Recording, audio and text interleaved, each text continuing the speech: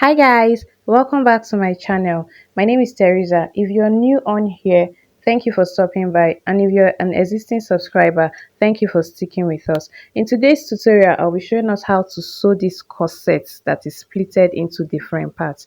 The link to cutting this particular corset is going to be in the description, so please check it. Now these are the parts we'll be working with. Now this is the cup. I already showed us how to cut this in the previous tutorial. So we're just going to go ahead now to stitch the middle part of the cup. We're going to do it on both cups. So I'm going to stitch it and bring it for us to see. Now here, this is the cup stitched, and this is the center front, like the one in the middle. So what we are going to do here is to join the center front and the side fronts together. I don't know if you understand, but the center front and the side front, that's this midpoint, the split in between. We're going to just go ahead, join each side to the other side, and join the other one to the other side, and then I'll bring you the results back for us to see what it looks like before we head on to the next step. So here now I've joined this side. Now I think you understand better. I've gone ahead to join the sides, and then the next thing we're going to do is split this line open and then give it a good press. We're going to iron it. So this is the next thing we're going to do, and then we're going to add our bias to it. So we're using bias for this one. You can decide to use your fabric here, but we are using our bias so we can have a different color. So we're going to sew the sides of this bias like on both sides and then bring back the result. This is what we have after we've gone ahead to sew the sides of this bias. So this is what the back also looks like. And so the next thing we are going to do is to bring the cup back. So now we brought the cups back, and then we're going to attach it to the sides of this front piece. We're going to sew it to the sides of the front piece so we can have a bust point. I've gone ahead to sew it and then brought back the result for us to see, and then we're going to top stitch on that part we sewed earlier so that it can be firm. You can decide to stop top stitch after you've added your padding to it, but I'm just going to go ahead and do it now and then come back to show you guys what I have done and what I got. I'm sorry the light is a bit faint here, so power wasn't really restored here. So the next thing I'm going to do is to bring this pad. I use the pattern I use for the bust point to actually cut out this pad, this breast pad. So I'm going to join it together, bring back the result for us to see. You can see this is like our regular breast pad. I'm going to now go ahead and attach these two breast pad to each of the bust. Like each of the bust have a different breast pad, so you have to be really careful when you're attaching it so you don't add a wrong side to it. And then this is me now. I'm trying to use my needle to put this in place because you don't want to go ahead and then stitch it down like that, and then when you're trying to sew it down, it's moving into different places. So you might want to use your needle to just put it in place. Then when you stitch, you can be taking the needles out one after the other. So now I've gone ahead to just fix it in place, and this is what it looks like. I'm just going to go ahead to sew around this point where I have needles, and this is the result. I've stitched it and brought it down for us to see. So yeah, this is what it looks like. I know it's already giving the corset vibes, I know already. So now this is the lining we'll be using. I went ahead to cut the lining the same way I did the fabric. So I'm just going to repeat whatever it was I did on the fabric earlier on this lining. You can actually decide to do another fabric if you want it to be a reversible corset, but I'm using a lining here. So now I've gone ahead to stitch the lining just as I did the main fabric. And so the next thing we want to do is to attach this lining to the main fabric. Like we're going to use it to turn. We're trying to do this so that we can have a very neat finishing. I hope we get it, sure. So here I'm just going to place this lining on the fabric and then stitch from this other end to the other end.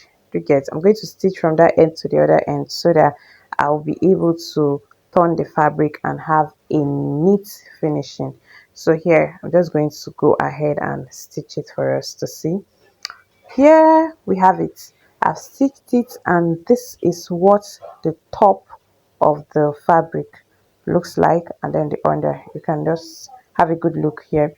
I've gone ahead to stitch it down, and yeah, this is the back. This is what the back looks like. That's why I said if you want it to be reversible, you can decide to use another fabric at the back. It's still cool. So I'm going to notch that point so that I can turn it and stitch and top stitch towards the lining.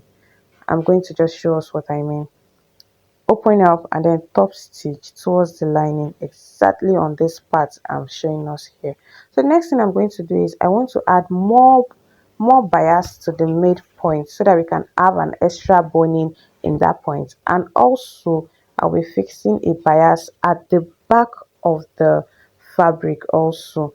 Here at this point I'll be fixing a bias there, so on both sides actually. Guys, this is what the front looks like, and then this is what the back also looks like. I know it's already given. So this space in between, as you can see, we're going to be having a loop at the back, so that's why I cut it up in this middle.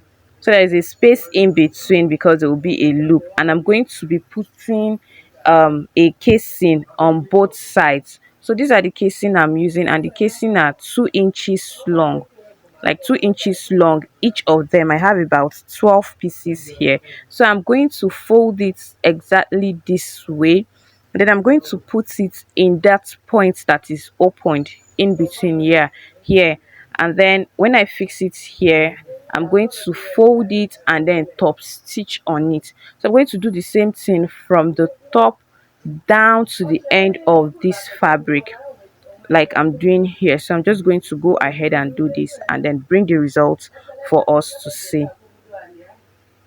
Yeah, we're going to be doing this on the both sides, fixing the loop on the both sides. So now I've gone ahead to do it, and this is exactly what it looks like. I know it's giving. I know. So now the next thing we're going to do is to fix our boning inside this line, this part with the bias that I did earlier.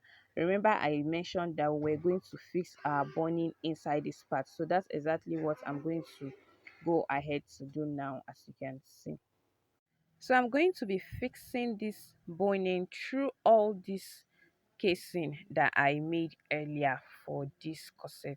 So the boning is going to be fixed. I'm going to push it like to the end and then pull it out a bit so that I can cut it out, and then there will be a small space at the end of this fabric, because I actually want to attach something else at the base of the fabric. So it's not going to be exactly a top, but I'll be showing that in the next tutorial. So I'm just going to go ahead and fix this boning in all of this, as you can see here.